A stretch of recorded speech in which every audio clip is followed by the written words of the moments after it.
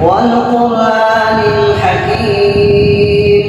إنك لمن المرسلين على صراط مستقيم تنزيل العزيز الرحيم لتنذر قوما ما أنذر آباؤهم فهم غافلون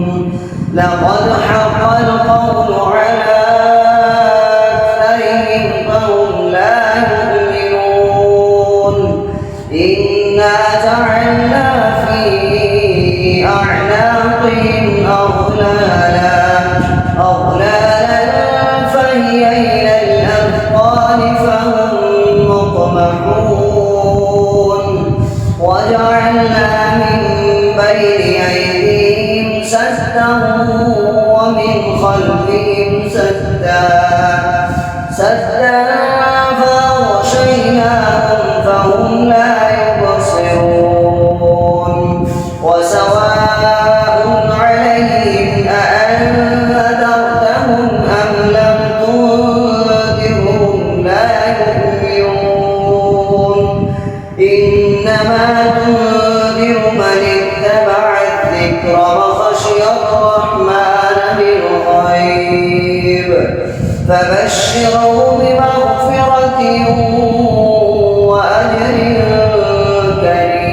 كريم إنا نحن نحيي الموتى ونكتب ما قدموا وآثارهم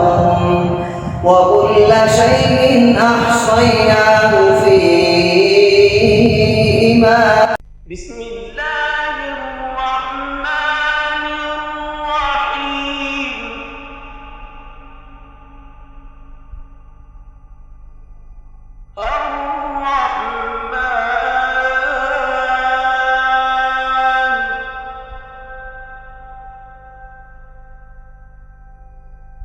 علم القرآن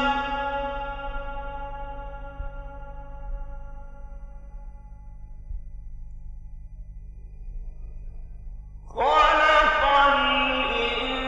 الإنسان علمه البيان.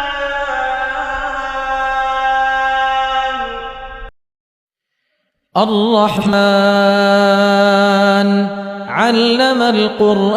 القرآن خلق الإنسان علمه البيان الشمس والقمر بحسبان والنجم والشجر يسجدان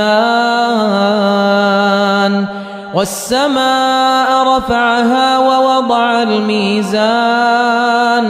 ألا تطغوا في الميزان